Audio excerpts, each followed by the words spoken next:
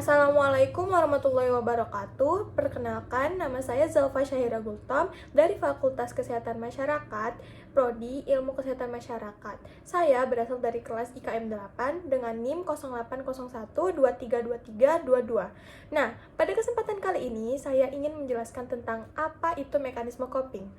Nah, teman-teman di sini ada yang tahu nggak sih apa itu mekanisme coping? Nah, kalau belum tahu, saya akan menjelaskan tentang apa itu mekanisme coping, dan saya juga akan menjelaskan apa faktor-faktor yang mempengaruhi mekanisme coping. Nah, daripada kita memperlama, mari saja kita masuk ke penjelasan berikut. Apa itu mekanisme coping? Nah, sebelum saya menjelaskan pengertian mekanisme coping, pertama-tama saya akan menjelaskan apa itu coping. Coping adalah perubahan kognitif dan perilaku secara konstan dalam upaya untuk mengatasi tuntutan internal dan eksternal khusus yang melelahkan atau melebihi sumber individu. Nah, itu tadi pengertian coping. Sekarang kita masuk ke pengertian mekanisme coping.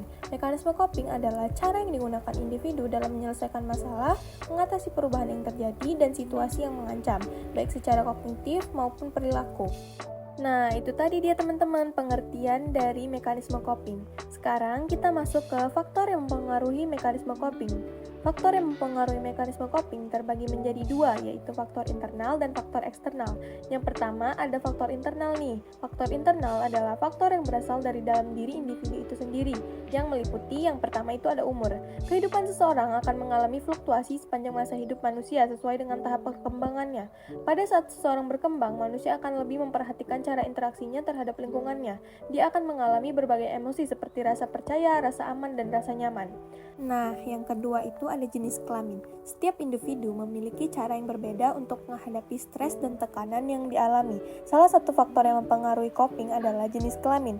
Perempuan cenderung kurang berespon terhadap situasi stres dan mengancam dibandingkan laki-laki. Nah, laki-laki lebih sering menggunakan coping yang berfokus pada masalah, sedangkan perempuan lebih sering menggunakan mekanisme coping yang berfokus pada emosi. Yang ketiga ada pendidikan.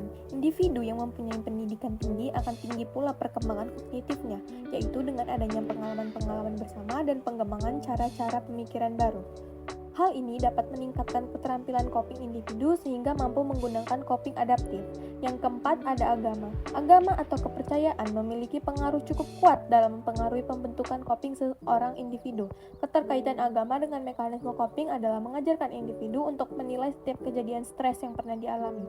Nah, sekarang kita masuk nih ke faktor eksternal. Faktor eksternal adalah faktor yang berasal dari luar diri individu yang meliputi, yang pertama ada dukungan sosial. Dengan adanya dukungan sosial atau pemberian bantuan kepada orang tua pasien dari keluarga, teman, dan masyarakat dapat menimbulkan perasaan diperhatikan, disenangi, dan dihargai, sehingga dapat mengubah mekanisme coping individu. Bentuk dukungan sosial antara lain dukungan emosional, dukungan instrumen atau finansial, dukungan informasi, dan dukungan penilaian. Nah, yang kedua ada lingkungan. Lingkungan akan sangat mempengaruhi kepribadian individu karena seseorang melakukan interaksi sosial sehari-hari dengan lingkungannya.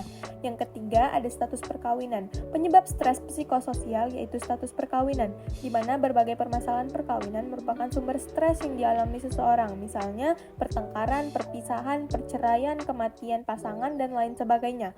Nah, yang keempat itu ada status sosial ekonomi. Individu yang mempunyai status sosial ekonomi rendah lebih sering mendapat akibat negatif dari stres sehingga mereka akrab dengan kriminalitas, sakit mental, dan minuman yang mengandung alkohol.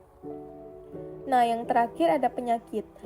Kesehatan merupakan hal yang penting karena selama dalam usaha mengatasi stres, individu dituntut untuk mengerahkan tenaga yang cukup besar.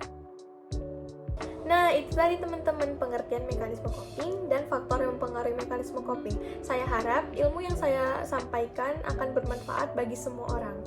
Nah, sekian dari saya. Assalamualaikum warahmatullahi wabarakatuh.